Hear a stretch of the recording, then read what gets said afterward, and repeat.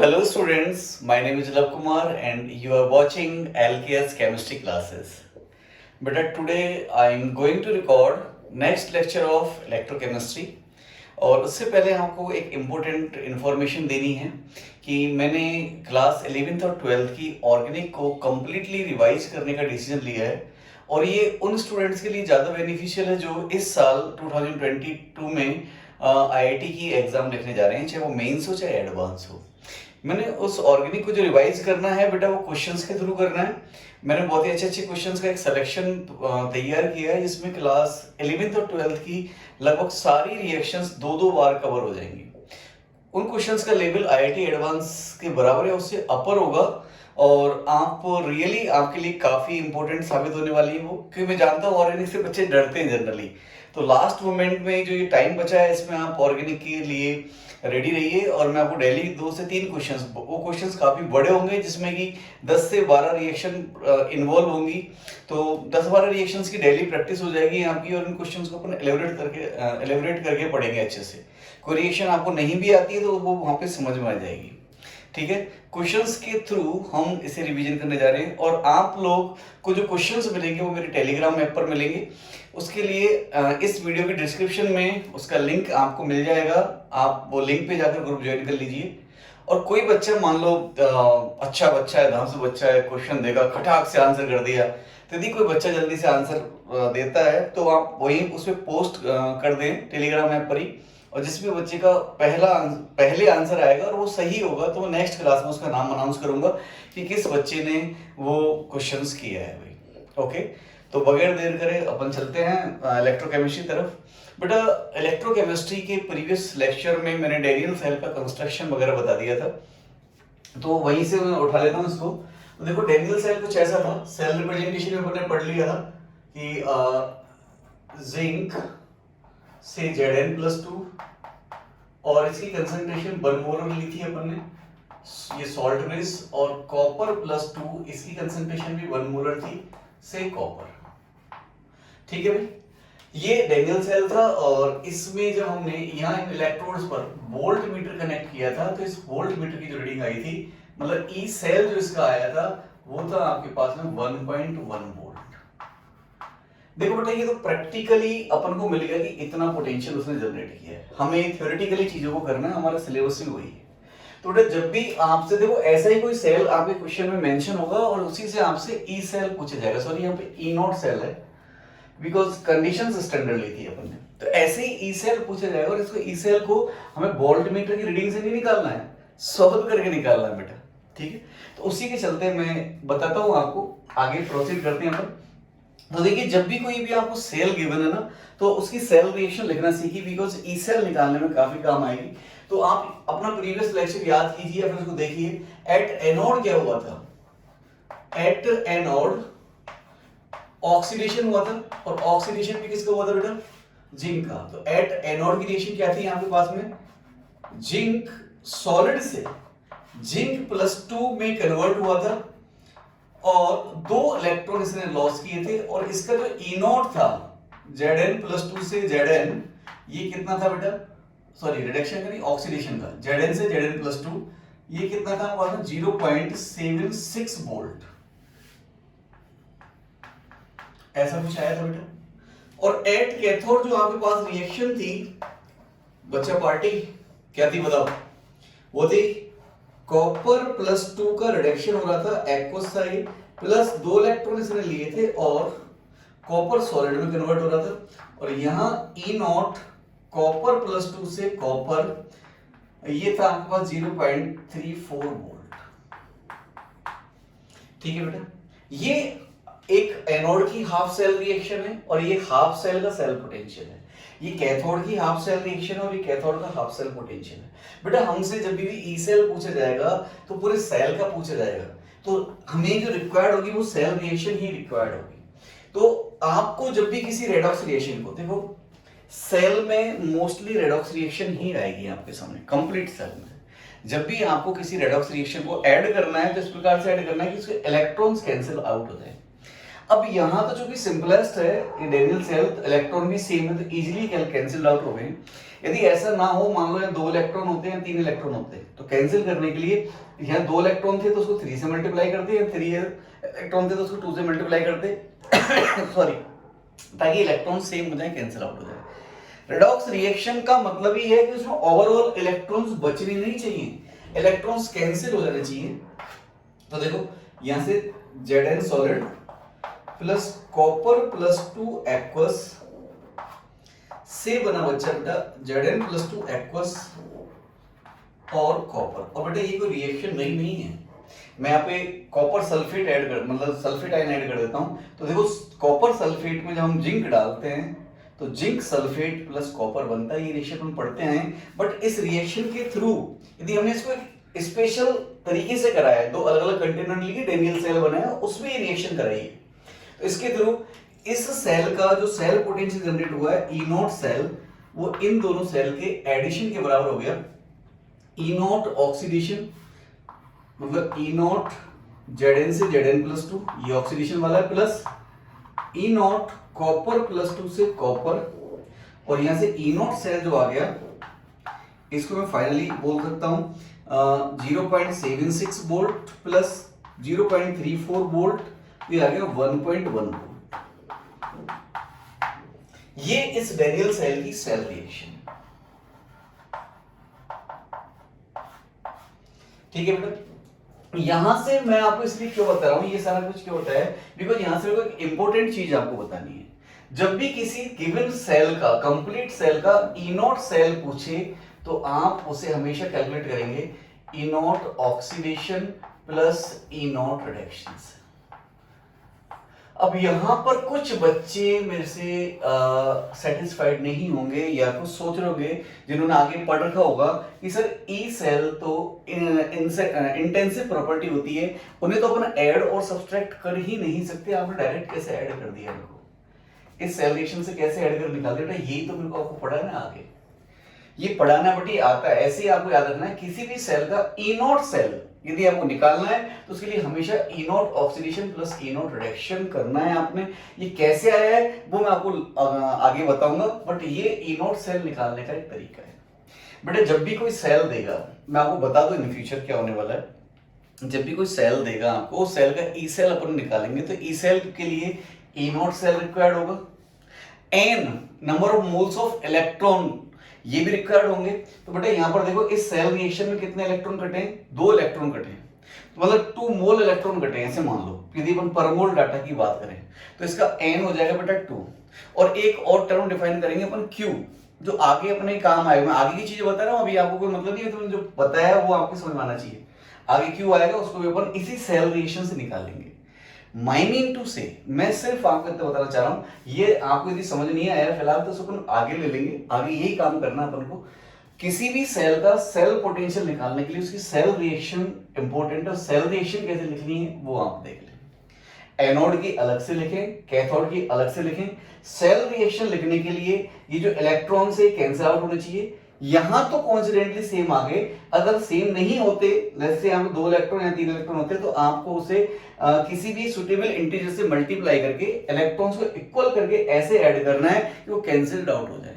Means final जो reaction है उसमें आपके इलेक्ट्रॉन्स नहीं आने चाहिए। बस अभी तो आप इतना सा सीख लें।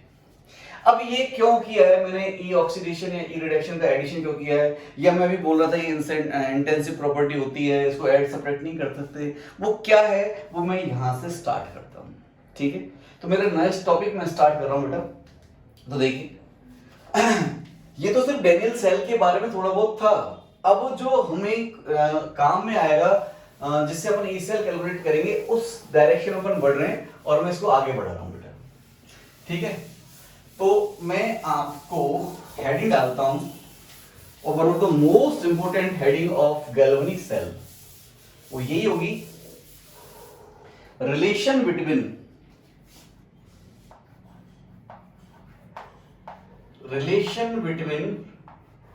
डेल्टा G मींस गिव्स free energy and W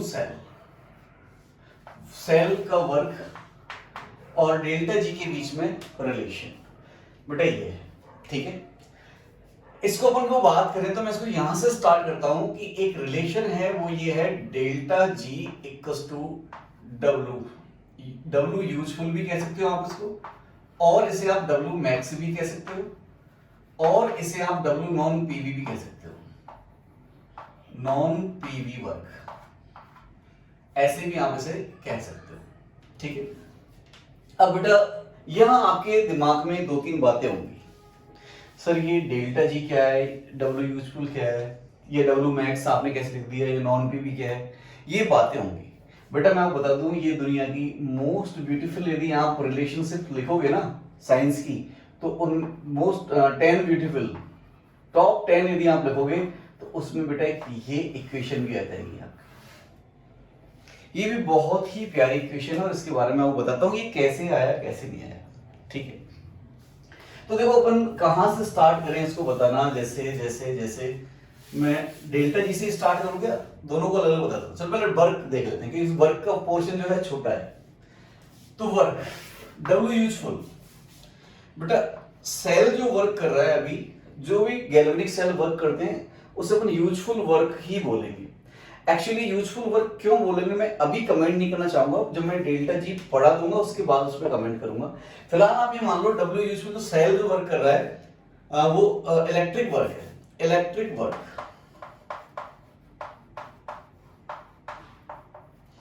electric work W ये होता है बेटा क्यू इंटू वी के। क्यू होता है चार्ज इंटू पोटेंशियल, और आप चूंकि आप क्लास 12th में तो आपने ये पढ़ लिया होगा। अब केमिस्ट्री में मैं यहाँ पे माइनस साइन लगा के चल रहा हूँ। माइनस साइन क्यों लगा रहा हूँ बेटा, बिकॉज बैटरी वर्क कर रही है, हम बैटरी से करंट ले रहे हैं, और जब भी कोई सिस्टम वर्क करता है तो केमिस्ट्री में work done by the system क्या होता है, नेगेटिव होता है। तो इलेक्ट्रिक वर्क कह दो, चाहे वर्क डन बाय सेल कह दो, वर्क डन बाय सेल, तो बेटा केमिस्ट्री के पॉइंट ऑफ व्यू से नेगेटिव आना है। अब मैं इस डब्ल्यू को, इस फॉर्मूले को थोड़ा सा मॉडिफाई कर देता हूँ केमिस्ट्री के पॉइंट ऑफ व्यू से। It is minus n F E cell. बेटा देखो टोटल चार्ज को तो मैंने एन एफ लिख दिया, और ये पोटेंशियल है इसको ई सेल, सेल पोटेंशियल लिख दिया। अब सर टोटल चार्ज को आपने एन एफ क्यों लिखा, वो भी आप देख लें बेटा।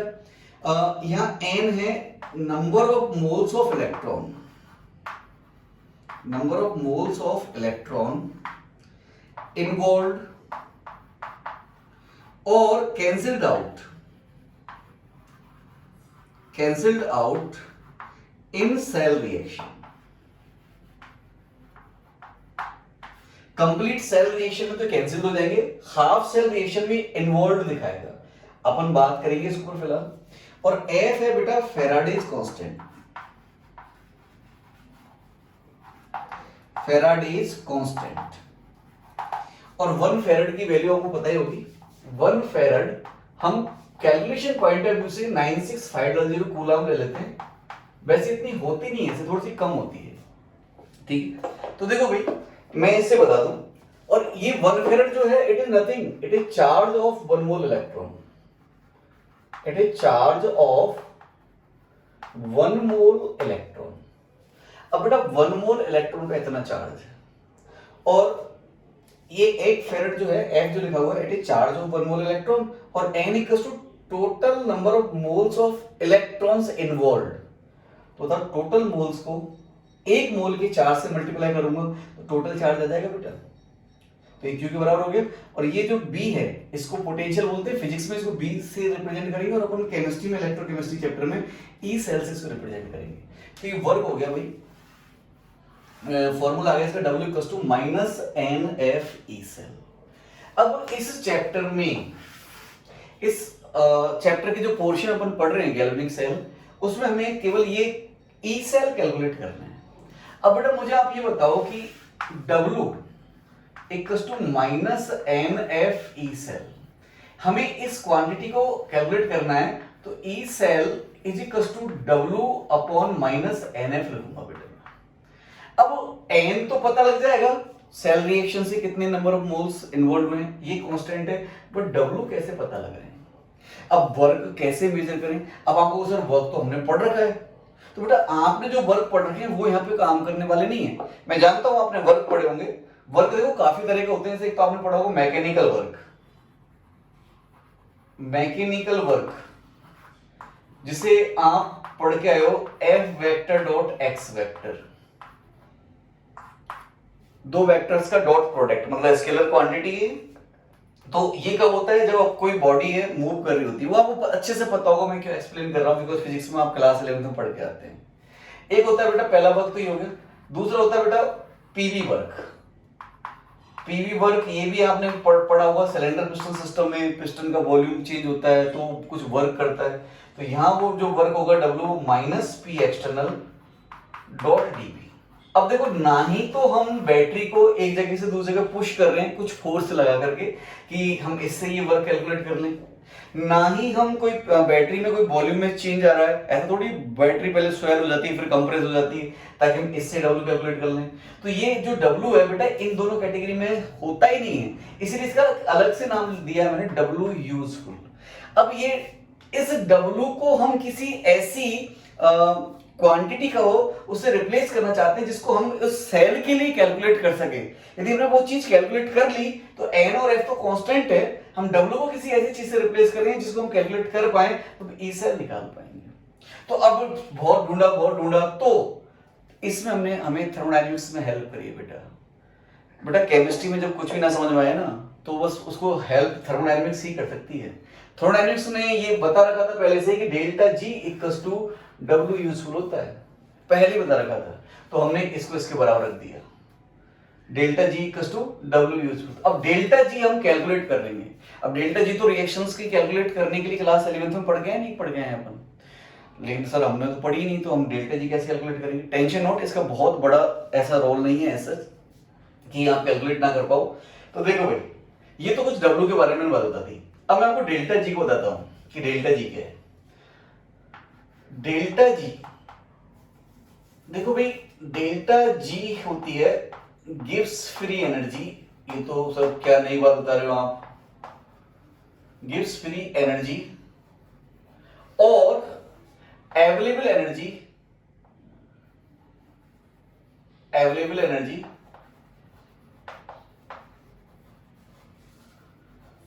To perform work.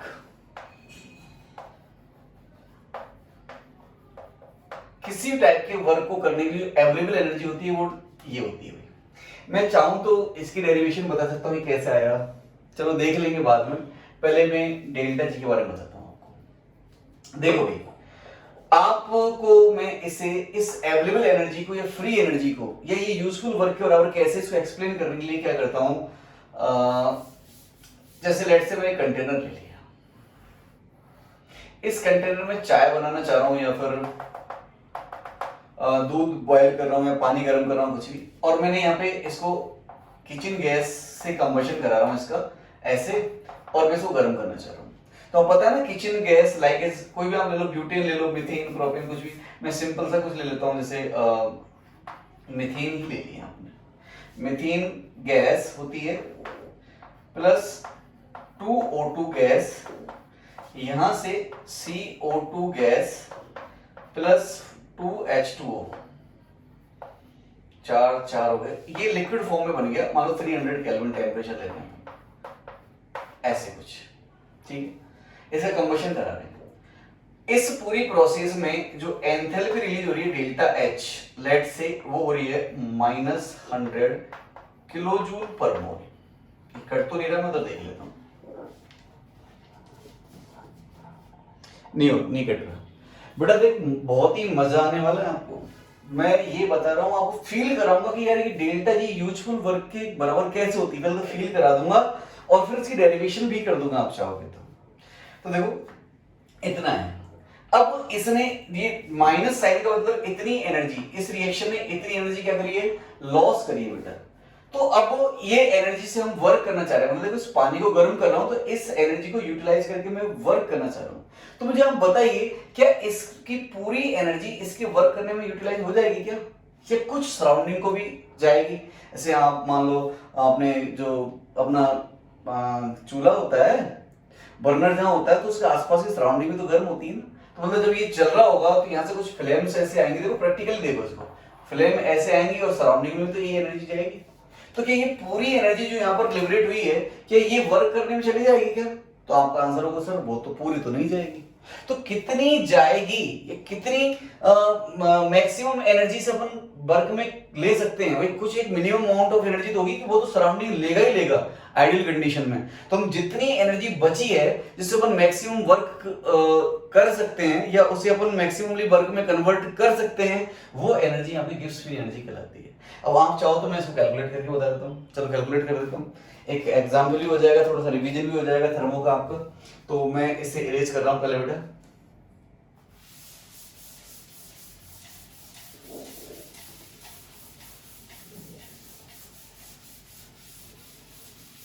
अब ये रिएक्शन है।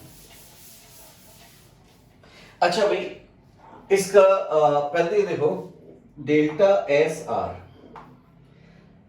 ये नेगेटिव आना है बिकॉज यहां पर देखो प्रोडक्ट में गैस के मोल एक ही हैं, रिएक्टेंट में गैस के मोल 3 है। तो डेल्टा एस आर कुछ नेगेटिव वैल्यू आनी है, तो पता है ही आपको नेगेटिव वैल्यू आनी है। अब मैं ऐसा मान लेता हूं कि इसका डेल्टा एस आर मान लो -40 जूल पर मोल पर केल्विन, ऐसे कोई अपने नेगेटिव वैल्यू मान लिया अपनी तरफ से, -40 मान सकते हो, -60 मान सकते हो, कुछ ऐसे मान लिया अपन। ये इसका इस रिएक्शन का डेल्टा एस आर है। अच्छा भाई अब ये सराउंडिंग में कितनी एंट्रोपी चेंज करेगा वो कैसे निकालेंगे अपन? तो डेल्टा एस सराउंडिंग, देखो अब आप ये मत कहना फिर आप ये इलेक्ट्रो पढ़ाते पढ़ाते क्या पढ़ाने लगे। मैं आपको अब थोड़ी सी गिब्स फ्री एनर्जी की फील आएगी, आपको रियली फील आएगी। यदि आप इसको पढ़ के आए हैं तो बहुत ही अच्छी बात है। नीट के स्टूडेंट्स यदि वीडियो देख रहे हैं तो इसको स्किप कर सकते हैं, और आईटी की जो प्रिपरेशन कर रहा हूँ ये चीजें एटलीस्ट आनी चाहिए। हो सकता है यहीं से क्वेश्चन पुट अप आ जाए। थर्मोडायनेमिक्स बहुत ही इंपॉर्टेंट टॉपिक होता है। अब डेल्टा एस सराउंडिंग, भाई डेल्टा एस का फॉर्मूला क्या होता है बेटा? Q reversible by T. और जो कांस्टेंट टेम्परेचर कांस्टेंट प्रेशर पर जो हीट प्रोसेस में एक्सचेंज होती है उसे अपन एंथैल्पी कहते हैं। तो डेल्टा एस सराउंडिंग क्या कह सकता हूं बेटा मैं? Minus delta S system upon T. अब माइनस डेल्टा एस सिस्टम क्यों भाई? जैसे मान लो एक चाय का प्याला रखा है, गर्म चाय है उसके अंदर, बिल्कुल उसको अपने रूम में रख दिया, अब वो ठंडी हो रही है, तो भाई जितनी हीट वो चाय रिलीज करेगी उतनी तो सराउंडिंग गेन करेगी। बात मान रहे हो ना इस बात को? जितनी हीट चाय ने रिलीज की उतनी सराउंडिंग ने गेन की। तो हीट जो लॉस करता है भाई, हीट गेन साइन पॉजिटिव होता है, हीट लॉस साइन नेगेटिव होता है। तो देखो सिस्टम और सराउंडिंग में उल्टा होगा। यदि सिस्टम हीट लॉस कर रहा होगा तो सराउंडिंग हीट गेन कर रही होगी, तो वही सेम हीट गेन करेगी बट उसका साइन क्या हो जाएगा? चेंज हो जाएगा। ऐसे यदि सराउंडिंग हीट दे रही होगी तो सिस्टम हीट ले रहा होगा सेम अमाउंट ऑफ हीट, तो साइन का डिफरेंस होगा। तो बस ये जो डेल्टा सराउंडिंग है ये minus delta system upon T लिख सकते हैं इसको, ठीक है। तो डेल्टा सराउंडिंग कितना आएगा भाई आंसर बताओ? Delta surrounding is equal to minus, और डेल्टा एच की वैल्यू है -100 किलो जूल, और अपॉन ये कितना बेटा? 300 टेम्परेचर। ये पूरी अपने रूम टेम्परेचर पूरी 300 केल्विन पर मेंशन कर चुका हूं मैं। इसको अपन कैलकुलेट कर लें, इट इज दिस, और किलो जूल को जूल में कन्वर्ट कर लो, अपॉन दिस 2020 ये 333.33 जूल पर मोल पर केल्विन आ गया, ठीक है भाई। ये डेल्टा सराउंडिंग आ गई। अब बच्चा देखो, चलो इसको मान लो बोलिए। अब मैं डेल्टा एस टोटल की बात कर रहा हूं भाई। Delta S total should be greater than 0 किसके लिए? किसी भी रिएक्शन को स्पॉन्टेनियस परफॉर्म कराने के लिए। किसी भी रिएक्शन, इस रिएक्शन को यदि स्पॉन्टेनियस हो रही है, जैसे डेल्टा जी में तो डेल्टा जी नेगेटिव होना चाहिए और डेल्टा एस टोटल में पॉजिटिव होना चाहिए। तो डेल्टा एस टोटल क्या होता है? Delta S system plus delta S surrounding should be greater than 0 to perform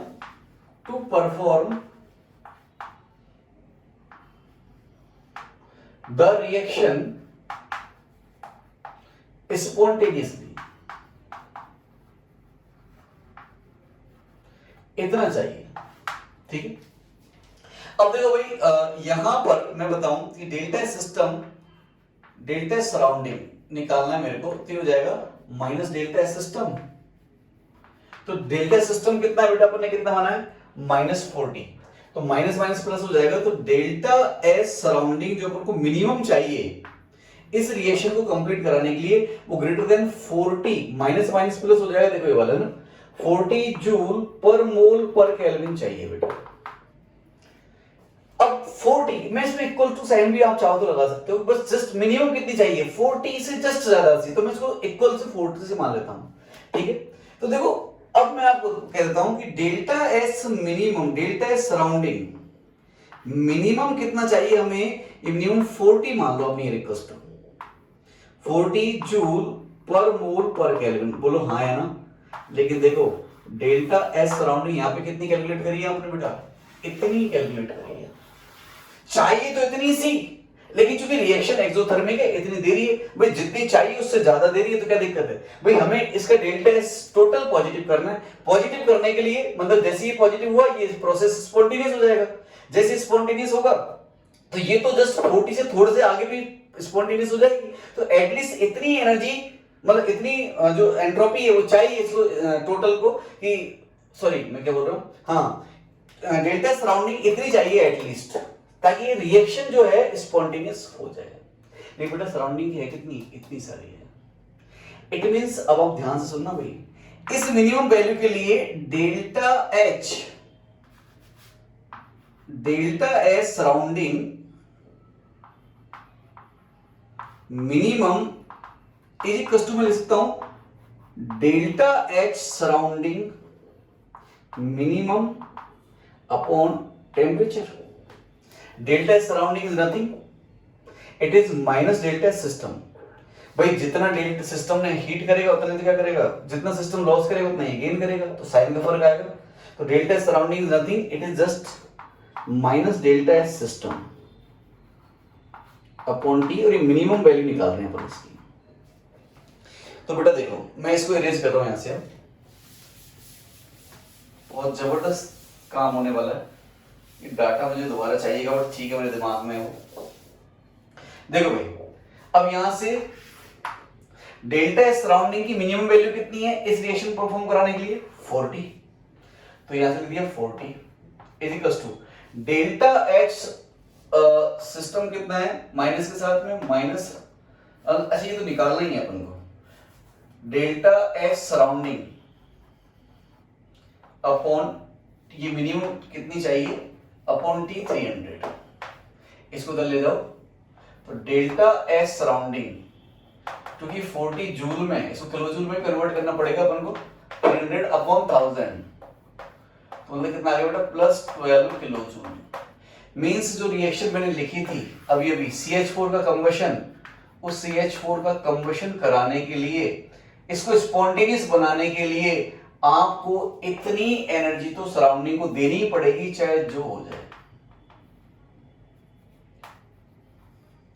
ये गैस ये लिक्विड, इतनी एनर्जी सराउंडिंग को देनी ही पड़ेगी आपने। Delta H surrounding minimum energy चाहिए जिससे रिएक्शन ड्राइव हो सके, इतनी तो सराउंडिंग को लेगा ही लेगा। ये मिनिमम वैल्यू कैलकुलेट की है बेटा मैंने, इससे ज्यादा भी ले सकता है, ये मिनिमम है, MIN ले देता हूं मिनिमम। तो अब बताइए हम मैक्सिमम कितनी एनर्जी यूटिलाइज कर सकते हैं, जो कि इस रिएक्शन का डेल्टा एच आर हमको दे रखा था कितना -100 किलो जूल पर मोल। ये इतनी एनर्जी लिबरेट कर रहा है और इतनी तो हमको सराउंडिंग को लॉस करनी ही पड़ेगी मिनिमम, क्योंकि इतनी नहीं करेंगे तो रिएक्शन स्पॉन्टेनियस नहीं होगी। तो बताओ हम मिनिमम लॉस करके मैक्सिमम वर्क करना चाहते हैं, तो मैक्सिमम कितना वर्क कर सकते हैं हम, तो बताओ मैक्सिमम यूटिलाइज कितनी कर सकते हैं, तो अवेलेबल डेल्टा जी मतलब available energy, maximum available energy, available energy for utilize बताओ कितनी होगी, -100 तो लिबरेट हुई थी रिएक्शन में, सराउंडिंग को मिनिमम तो इतनी देनी पड़ेगी, इतनी नहीं देंगे तो रिएक्शन स्पॉन्टेनियस नहीं होगी। भाई रिएक्शन ही नहीं होगी तो चाय कैसे बनाओगे उस बर्तन में, इतनी तो चाहिए ना बेटा। तो अब इसके लिए आगे बेटा अपने पास -88 किलो जूल एनर्जी, मींस जो उसने 100 किलो जूल लिबरेट कर रहा है उसे हम मैक्सिमम इतना वर्क में मतलब यूटिलाइज कर सकते हैं किसी भी वर्क के लिए, चाहे वो चाय गर्म कर रहे हो, चाहे पानी गर्म कर रहे हो, चाहे दूध गर्म कर रहे हो, इससे ज्यादा आप यूटिलाइजेशन नहीं कर सकते। अब इसी डाटा को मैं कैलकुलेट करता हूं डेल्टा जी के लिए, तो देखना मजा आने वाला है आपको। ये मैंने मैक्सिमम एनर्जी, इससे अपन वर्क कर रहे हैं और work is the form of energy. मान लो मैं इस एनर्जी से वर्क कर रहा हूं तो वर्क मैक्सिमम W मैक्स भी क्या होगा बेटा, इस पूरी एनर्जी को मैंने वर्क में ले लिया तो -88 किलो जूल इतना वर्क कर पाया बेटा। बोलो हाँ है ना। अब देखो ये तो वर्क कर लिया मैंने, मैं इसको इरेज कर रहा हूं यहां से। अब मान लो मैं डेल्टा जी निकालू इसके लिए, तो देख डाटा याद रखना आप लोग, डेल्टा जी ये होता है delta S system minus T delta S system. Delta G में सब कुछ सिस्टम को होता है, केवल टी सराउंडिंग को होता है।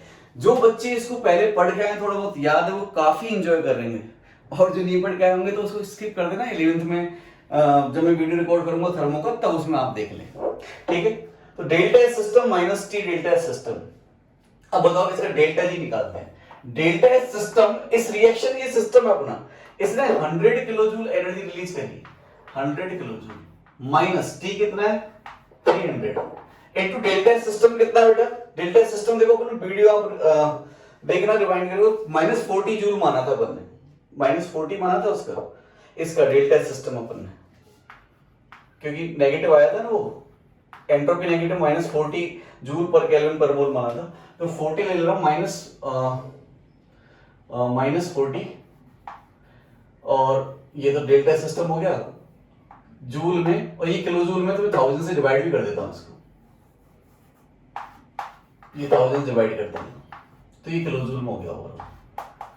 तो ये माइनस माइनस से प्लस हो गया, और 1 2 3 से 3 हो गया, 12 हो गया। तो डेल्टा जी कितना आ गया बेटा, माइनस ये इतना प्लस 12 किलो जूल। ये 12 क्या है, यही तो है जो इसको अपन को देनी पड़ेगी एटलीस्ट। तो यहां से बताओ ये कितना आया, -88 किलो जूल। तो बताओ ये डेल्टा जी जो आया है, ये यूजफुल वर्क कह सकते हो, चाहे इसको मैक्सिमम वर्क कह सकते हो, इसको हम ऑब्टेन कर सकते हैं, उसी के बराबर आया नहीं है। बताओ, बोलो मजा आया नहीं आया। आई होप सो भी आपको ये चीजें पता है तो बहुत ही मजा आया होगा कि भाई हम जो किसी प्रोसेस में अपन एनर्जी दे रहे होते हैं, किसी भी फॉर्म में दे लो, आप इलेक्ट्रिकल एनर्जी दे लो, कुछ भी एनर्जी दे लो, चाहे किचन गैस से किसी चीज को गर्म कर लो, तो जितनी एनर्जी हम दे रहे हैं वो पूरी की पूरी वर्क में नहीं जा रही है, उससे कितना वर्क अपन ले रहे हैं वो यूजफुल वर्क होता है, और वो यूजफुल वर्क डेल्टा जी के बराबर होता है। उसको अपन मैथमेटिकली भी प्रूफ कर सकते हैं, आप चाहो तो मैं कर दूंगा उसको, ठीक है बच्चा। अब देखो हमने ये डेल्टा जी को डब्ल्यू के बराबर क्यों लिखा, मैं इरेज कर दूं बेटा इसको भी। हमने हमारा जो ई सेल वाला पोर्शन चल रहा है उसमें मैंने आपको बताया था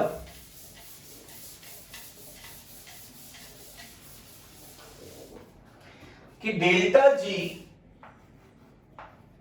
इक्वल्स टू माइनस वाला है डब्ल्यू मैक्स या डब्ल्यू यूजफुल। इसको हमने बैटरी के लिए क्यों काम में लिया बेटा, बैटरी जो हमें करंट दे रही है, बैटरी इन्वर्टर या कोई भी टाइप की बैटरी ले लो, वो हमें करंट दे रही है, उसमें केमिकल रिएक्शन हो रही है, और कोई भी केमिकल रिएक्शन हो बेटा उसमें एंथैल्पी चेंज जरूर आता है। मतलब जो एंथैल्पी चेंज है आपका, वो एंथैल्पी चेंज से ही क्या बन रही है आपकी, एल्थैल्पी चेंज से क्या बन रही है आपकी, इलेक्ट्रिसिटी प्रोड्यूस हो रही है। तो हमने ये जो वर्क लिखा है W, वो लिखा है Q इंटू बी, ये इलेक्ट्रिकल वर्क लिखा है। मतलब अब हमें क्या पता कि मान लो किसी बैटरी में 100 जूल एनर्जी प्रोड्यूस हो रही है और उसका इलेक्ट्रिकल वर्क मान लो 90 जूल ही आ रहा है, इससे मल्टीप्लाई करके, तो भाई इसका मतलब क्या है, 10 जूल बैटरी ने लॉस कर दी सराउंडिंग को, लेकिन 90 जूल जो वर्क मिला है वही तो है अपन को। तो जो बैटरी से जो इलेक्ट्रिकल वर्क ले रहे हैं, जिससे हम हमारे फैन ट्यूबलाइट वगैरह चला रहे हैं, वो बेटा यूजफुल वर्क ही है। और यहां से एक इंपॉर्टेंट बात करना तो भूल ही गया मैं आपको, एक एफिशिएंसी होती है बेटा, सेल एफिशिएंसी, ई सेल। तो ई सेल होता है आपने कितनी एनर्जी दी सेल में या फिर रिएक्शन में, किसी में से, जो भी अभी मैंने एग्जांपल लिखा है, उस रिएक्शन से इतनी एनर्जी डेल्टा एच के बराबर एनर्जी रिलीज हो रही थी, और उसने वर्क कितना किया, डेल्टा जी के बराबर किया इनटू 100। ये सेल एफिशिएंसी बेटा, डेल्टा जी कह दो चाहे इसको डब्ल्यू कह दो आप। जैसे अभी भी जो क्वेश्चन था उसमें डेल्टा जी का वर्क कितना आया था, 88 आया था, और ये कितना माना था 100, 100 से 100 कट जाएगा। तो अभी का जो क्वेश्चन था उसके लिए आप ईटा सेल लिख लेंगे, एफिशिएंसी डेल्टा जी 88 थी उसकी, और यहाँ पर ये कितना था भाई आपके पास में 100 था, मोड लगा रखा है दोनों के ऊपर इनटू 100, तो 88% एफिशिएंसी बेटा उस सेल की जो रिएक्शन है उसकी। तो ऐसे हर सेल की एक एफिशिएंसी डिफाइंड होती है, मतलब सेल जब वर्क कर रहा होता है तो उससे जो एनर्जी प्रोड्यूस होती है वो यूटिलाइज्ड वर्क से ज्यादा होती है, इसलिए सेल जब वर्क करता है तो उसके आसपास की जो सराउंडिंग गर्म हो जाती है। घर में जब जहां भी आपकी बैटरी रखी होती है इन्वर्टर के पास, आप जाके देखना वो ज्यादा गर्म हो गया है एक्चुअली। आप कोई मशीन ले लो, जैसे टीवी चलाओ, टीवी के पीछे हाथ लगाना, वो गर्म मिलेगी, क्योंकि इलेक्ट्रिकल एनर्जी जो अपन सप्लाई कर रहे हैं उसको टोटल वर्क में काउंट नहीं कर रही है, वो कवर नहीं कर रही है। कितने बढ़िया कंपनी का फैन ले लेना, आपने जो इलेक्ट्रिक एनर्जी दी है वो 100% इसने वर्क में यूटिलाइज नहीं करी है, कुछ ना कुछ इसकी बॉडी गर्म हो ही जाएगी। तो यूजफुल वर्क समझ में आया, और यूजफुल वर्क जो भी वर्क एग्जैक्टली हो रहा है उसे अपन गिब्स फ्री एनर्जी के बराबर लिख सकते हैं। ठीक है, आप चाहो तो मैं इसकी डेरिवेशन कर सकता हूं, लेकिन छोड़ो उसको, वीडियो वैसे लंबा हो जाएगा तो मुझे आगे चलना है। तो देखो भाई वीडियो कितनी देर का हो चुका है देख लो एक बार, 35 मिनट्स। ठीक है, तो हमारे पास में एक इक्वेशन आ गई थी, वो इक्वेशन ये है delta G is equal to minus n F E cell. ये नॉर्मल कंडीशंस में, और स्टैंडर्ड कंडीशंस में हम क्या लिखेंगे, delta G not is equal to minus n F E not cell. बेटा मैं इसको आगे लेके चलूं कि कैसे हम ये ई सेल इससे कैलकुलेट करेंगे, उससे पहले मैं इसकी कुछ प्रॉपर्टीज के ऊपर बात कर लेता हूं। तो मैं एडिट डाल रहा हूं आपको प्रॉपर्टीज ऑफ, तो ये हेल्पफुल होंगे हमारे लिए, properties of delta G and E cell. और चलो वन बाय वन देख लेते हैं। पहला लिख रहा हूं for delta G, delta G, इसके लिए पहला point, it is extensive property.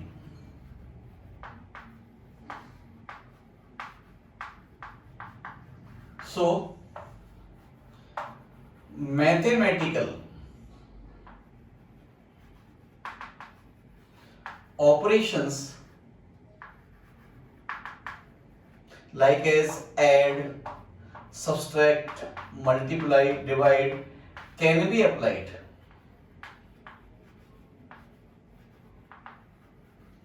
on it। बेटा एक्सटेंसिव प्रॉपर्टी ये भी थर्मोडायनामिक्स में पढ़ते हैं, अपन पढ़ गए होंगे, जो अमाउंट डिपेंडेंट होती है, अमाउंट पे डिपेंड करती है। ठीक है, पहला पॉइंट हो गया। अब देखो भाई इसमें दूसरा पॉइंट लिखूं मैं इसकी प्रॉपर्टीज में, लेट्स से कि कोई सेल में, हाफ सेल में रिएक्शन हो रही है, ए से ए प्लस प्लस इलेक्ट्रॉन, ये कोई हाफ से, देखो ऑक्सीडेशन होगा, ऑक्सीडेशन तो हो रहा है ना इसका, तो ऑक्सीडेशन होगा तो सेल का पार्ट होगा भाई, आपको ये तो समझ आ गया होगा, सेल में एक पार्ट में ऑक्सीडेशन होगा, एक में रिडक्शन होगा। तो कोई भी जो रिएक्शन है इसमें ऑक्सीडेशन हो रहा है, हम उसे उसका एक सेल बना सकते हैं, हाफ सेल, जिसको अपन एनोड कह सकते हैं, इसमें रिडक्शन हो रहा है उसको कैथोड बना सकते हैं। तो ये कोई रिएक्शन है या हाफ सेल रिएक्शन मान लो इसको आप। इसमें आपके डेल्टा जी वन जो है, डेल्टा जी इसका एक्स जूल है, let's say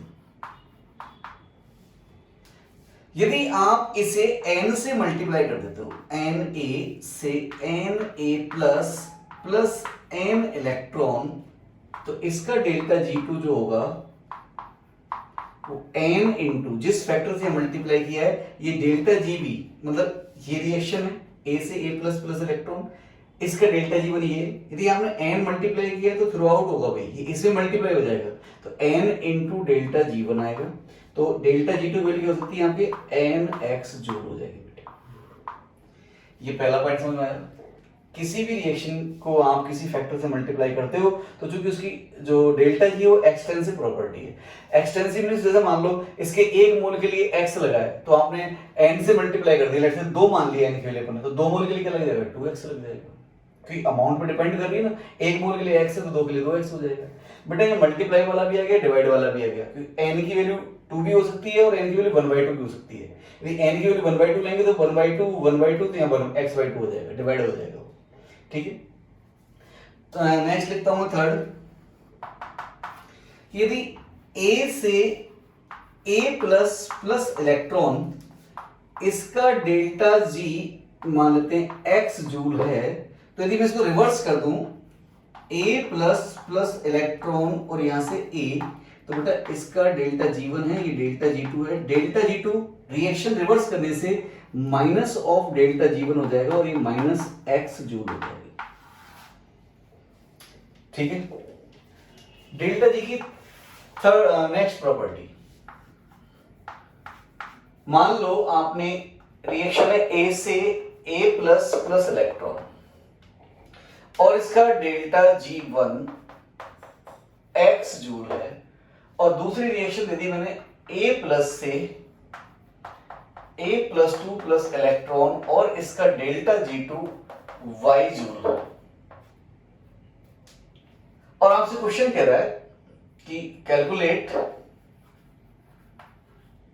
delta G of ए से ए प्लस टू इलेक्ट्रॉन्स।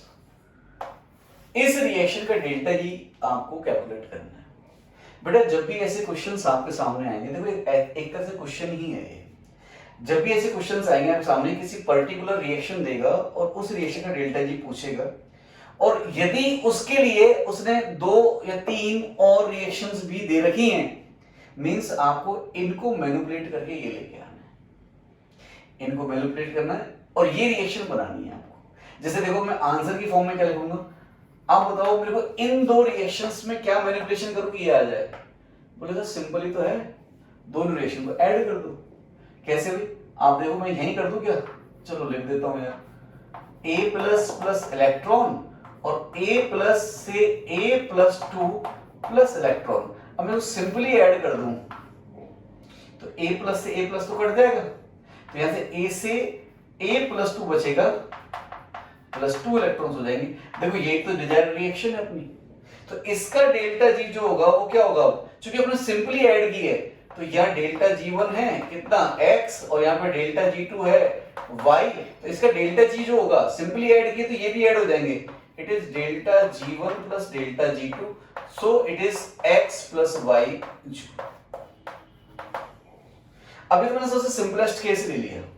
अब मान लो आप ऐसे ले लेते हैं, कैसे, इधर से इरेज कर रहा हूं मैं,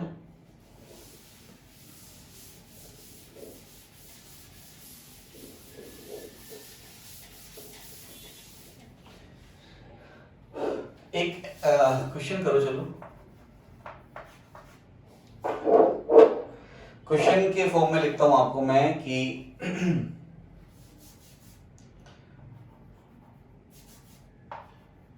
MnO4 माइनस से Mn प्लस 2, इसका डेल्टा जी आपको दे रखा है x जूल, और एक दूसरा है MnO2 से, अच्छा प्लस 7 में ना, तो 5 इलेक्ट्रॉन ऐड तो कर देता हूँ, यहाँ 2 इलेक्ट्रॉन ऐड कर देता हूँ प्लस 4 में, ये Mn प्लस 2 है, और इसका डेल्टा जी दे रखा है आपको minus y joule, G1 G2, और आपको लिखना है calculate delta G of the following reaction of the क्या करना है आपको, MnO2 से MnO4 माइनस प्लस 7 प्लस 4, तो यहां से कैसे क्या होगा, 3 इलेक्ट्रॉन और लॉस किए। इस रिएक्शन का डेल्टा जी आपको फाइंड करना है। बेटा वीडियो को पॉज करें और जल्दी से इसको कैलकुलेट करें। देखिए छोटी छोटी सी बातें जब उनको हेल्प करेंगे, तो करो भाई। अब ये 2 रिएक्शन गिवन है, इन दोनों के मैनिपुलेशन से आना है। तो पहले तो देखो इसमें कॉमन स्पीसीज ये है, ये कैंसिल आउट होनी है, मींस ये दोनों एक तरफ आ गई, तो अपन को किसी एक रिएक्शन को रिवर्स करना पड़ेगा। तो किसको करें, तो देखो इसमें डिजायर्ड में MnO4 माइनस आपके कहां पर है, राइट हैंड साइड में, तो यहां पर लेफ्ट में, तो इसको रिवर्स कर देता हूं मैं। तो चूंकि अब इसका x जूल है, तो इसको रिवर्स करूंगा तो क्या हो जाएगा बेटा, माइनस x जूल हो जाएगा। तो क्या मैं इसको ऐसे लिख सकता हूं क्या, कि Mn+2 से MnO4 माइनस प्लस 5 इलेक्ट्रॉन, तो इसका जो डेल्टा जी आएगा नया, डेल्टा G1 डैश, ये माइनस x जूल होगा। ये बात समझ में आती है? इसमें कोई छेड़छाड़ नहीं करनी आपने, तो ये 2 electrons plus MnO2, because MnO2 तो लेफ्ट हैंड साइड में चाहिए ना अपन को, यहाँ से Mn+2 और यहाँ से डेल्टा G2 इसका एज इट इज रहेगा y जूल। अब इसको यदि मैं ऐड करूं तो इससे कट जाएगा, और ये 2 इलेक्ट्रॉन से ये 5 इलेक्ट्रॉन 3 इलेक्ट्रॉन रह जाएंगे, ये भी कट जाएंगे, तो बच जाएगा MnO2 से MnO4 माइनस प्लस 3 इलेक्ट्रॉन। देखो आ गई, तो इसका डेल्टा जी क्या होगा? अब देखो इसको सिंपली अपन ने ऐड ही तो किया है, इसको हमने चेंज करके लिख दिया, x को -x कर दिया, बट यहाँ से तो सिंपली ऐड ही किया ना, कट के देखो Mn+2 से Mn+2, तो यहाँ भी ऐड कर दो, it is nothing, it is delta G1 dash plus delta G2 और it is y minus x joule. क्या आपके पास समझ में आई बेटा? अब यही सेम प्रॉपर्टीज अपन को पढ़नी है किसके लिए? ई सेल के लिए, ठीक है, तो मैं वो भी कर देता हूं।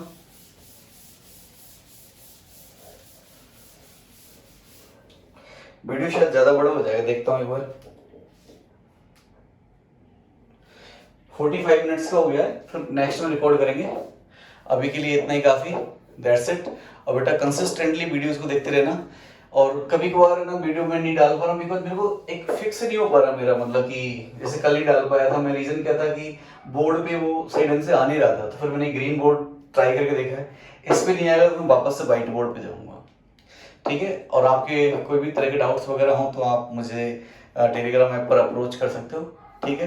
That's it for now, okay बेटा।